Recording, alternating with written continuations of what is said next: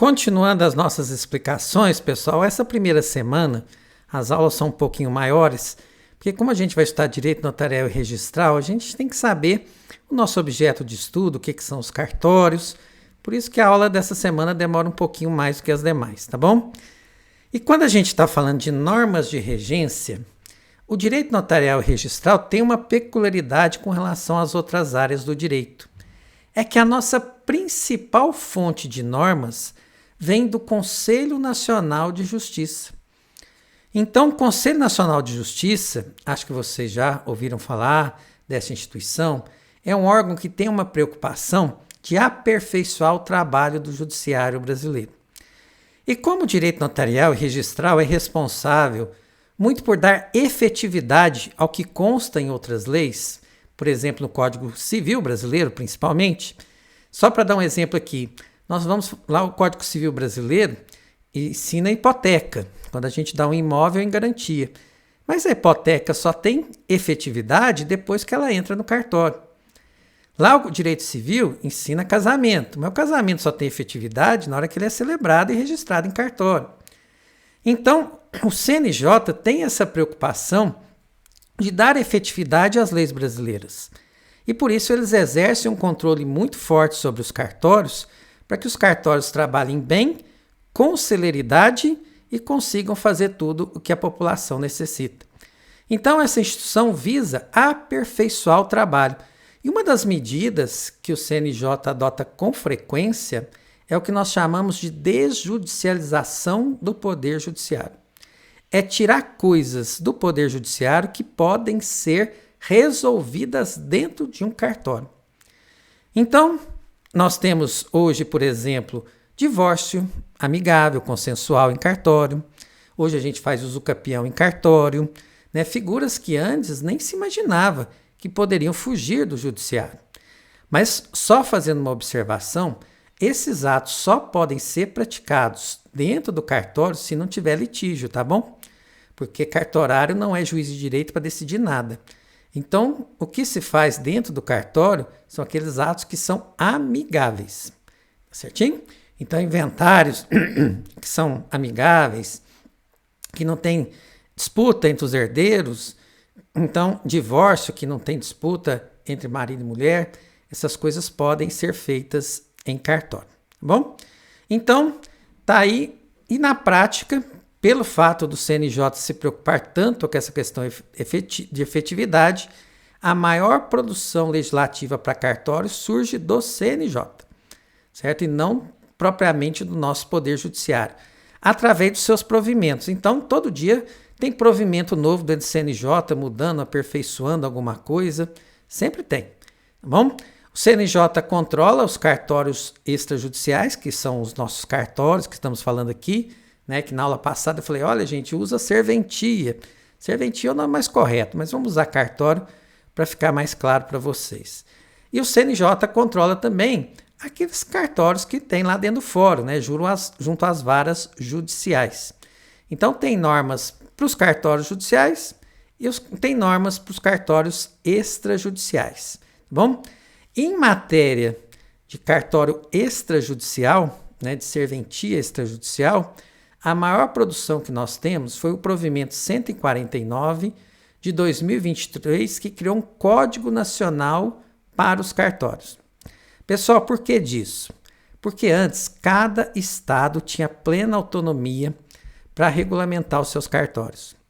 Então, muitas vezes o que era exigido em Minas não era exigido em São Paulo e vice-versa. Então, havia atos que eram conflitantes.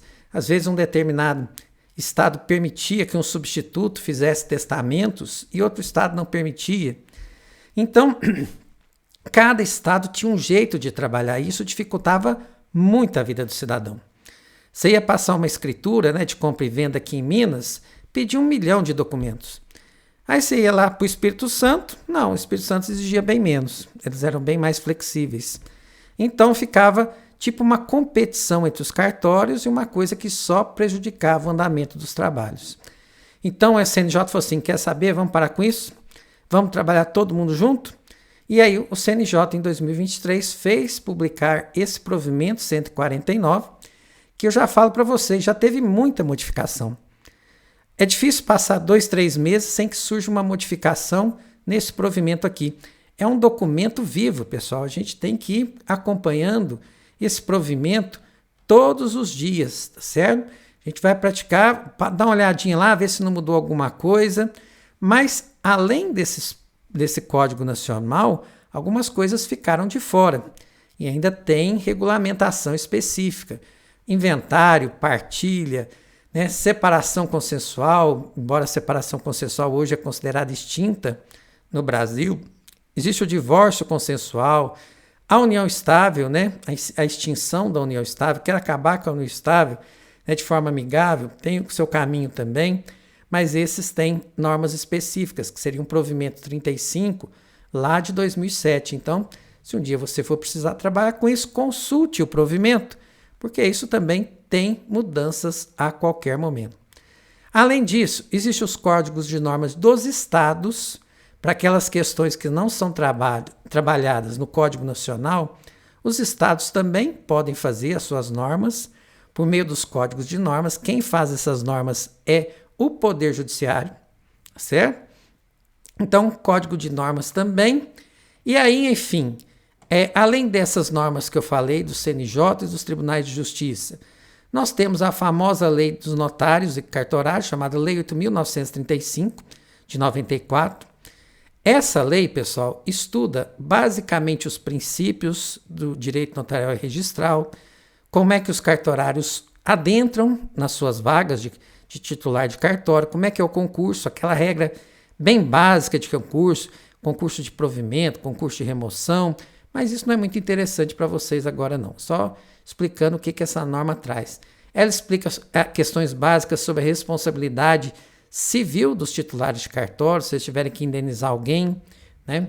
Então, isso tudo está na Lei 8.935. A Lei 6.015 é um compêndio, pessoal. Tudo que você precisar de registro vai estar nessa Lei 6.015. Desde registro de imóveis, até passando por registro de casamento, os cartórios de registro, quando vão trabalhar, olham aqui nessa lei para saber como praticar os atos. Se um ato vai ser registrado ou se vai ser averbado, eu vou explicar isso para vocês ao longo do curso. Temos a Lei 10.169, que é uma lei dos emolumentos, que explica, né, o que os emolumentos podem incluir, como é que devem ser prestadas as informações sobre os emolumentos corretos. Inclusive, hoje, é uma coisa o seguinte, você vai num cartório, você paga até os centavos que está na tabela do Estado.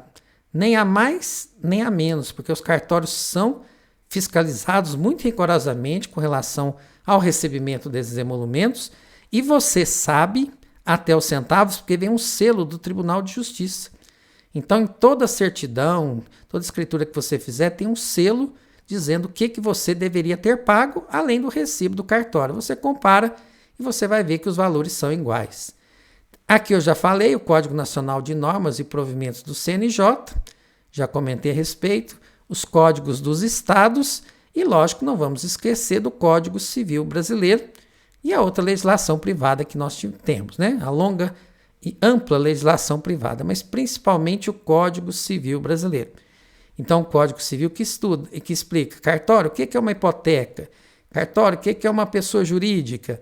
Então, essas regras estão no Código Civil e aí o direito notarial pega isso e coloca dentro dos cartórios, certo? Então, pessoal, em matéria de legislação, é isso aqui.